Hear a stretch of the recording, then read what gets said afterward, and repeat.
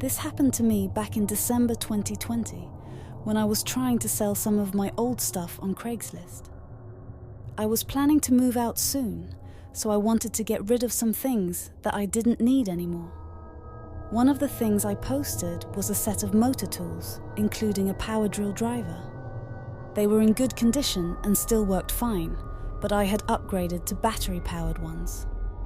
I listed them for $80, which was a fair price considering their quality. It didn't take long for me to get some replies. One guy offered me $50, but I turned him down. Another guy said he was very interested and agreed to pay the full price.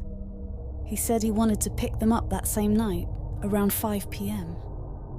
I said okay and gave him my address.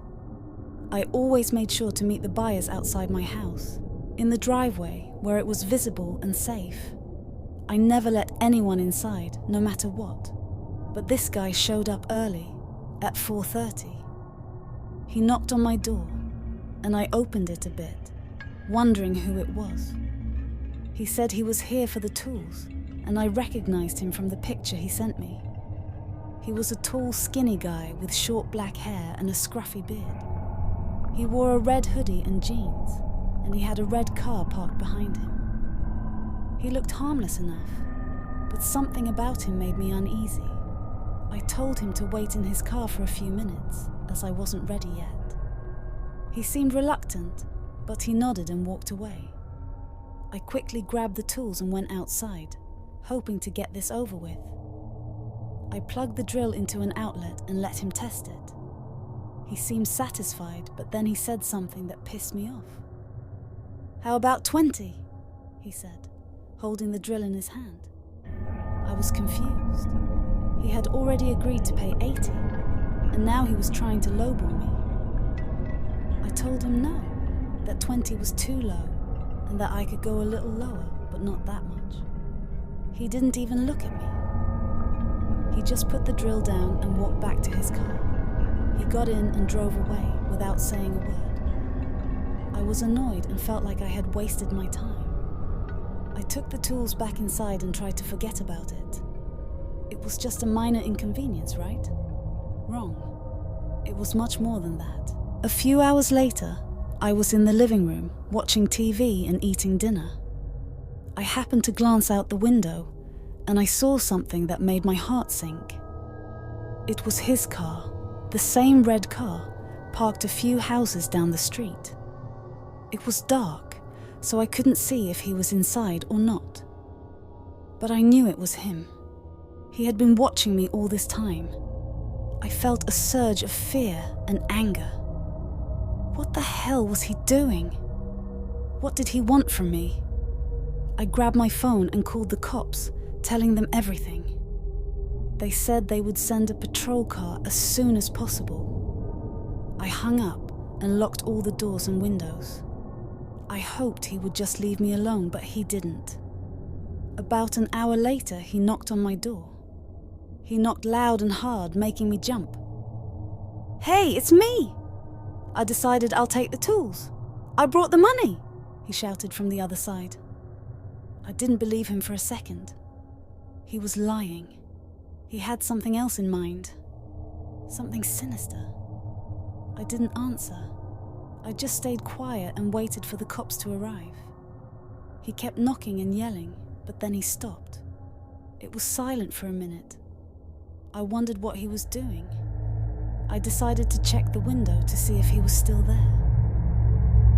I crept over to the window next to the door and peeked out. That's when I heard a loud thud, followed by leaves rustling and footsteps running away. I looked out and saw him limping to his car. He had tried to climb the tree on the side of my house and jump onto the roof, but he had failed. He had hit the wall and fallen on his leg. He was in pain, but he was still trying to get away. But he was too late. The cops had arrived, and they stopped him before he could reach his car. They arrested him and searched him. They found a knife on him, a big one. He confessed that he had planned to rob me, but I wouldn't let him in, so he had to improvise. He had been waiting for the right moment to break in, and he thought the roof was his best option. But he didn't know that the roof he had tried to jump on was right under my bedroom window, which was unlocked. If he had made it, he would have gotten inside, and who knows what he would have done to me. He said it was just a robbery, but I don't buy it. He had something else in mind, something worse. I was lucky that he was clumsy and that the cops were fast. I was lucky that I survived. But I was also traumatized. I never used Craigslist again, and I moved out as soon as I could. I still have nightmares about him. This happened to me when I was 22 years old. I had just moved into a small house that I rented in a quiet town. I didn't have much furniture or decorations, so I decided to look for a cheap TV on Craigslist to fill up some space in my living room. I found an old flat-screen TV that was big and cheap, and the seller said it worked fine. He seemed very friendly and eager to sell it to me. I emailed him, and we agreed to meet the next day at his place. He sent me his address and a Google Calendar invite for an event called Craigslist TV. I thought it was weird, but I accepted it anyway. I got my truck ready and went to his place after work. It was dark when I got there, and I saw his front door was slightly open. I thought he left it for me, so I rang the bell. I heard a loud noise from inside, then silence. I got a bad feeling, but before I could leave, he opened the door and let me in. He was a big, grumpy guy, not at all like the friendly old man I expected. He looked at me with a blank stare and said nothing. He showed me the TV, which was in the room next to the door. I didn't even check if it worked. I just wanted to get out of there. I gave him the money and tried to lift the TV, but it was too heavy. I asked him to help me, and he nodded. He carried the TV to my truck and tied it up. I thanked him and got in my truck. But then he said something that made me freeze. "You know, you're lucky I'm in a good mood today. Otherwise, I would have done something else to you."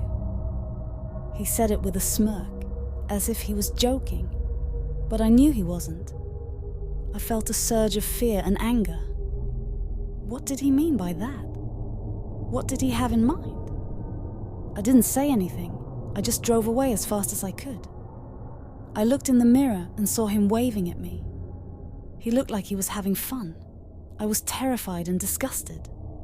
I got home and set up the TV. I turned it on, hoping it would work.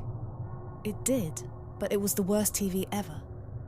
It had a horrible picture quality with lines and distortions. It was useless. I was furious and scared. I wanted to report him, but I had no proof. I didn't even have his name or number. All I had was his email and his location. I decided to email him and confront him. But when I opened my email, I saw that he had already sent me one. It was titled Craigslist TV. I opened it, and it read, "Hey, thanks for buying my TV. I hope you enjoy it. By the way, I have a surprise for you. You see, that TV is not just a TV. It's also a camera, a hidden camera. I installed it myself. It's been recording everything you do in front of it. And I've been watching. I've seen everything.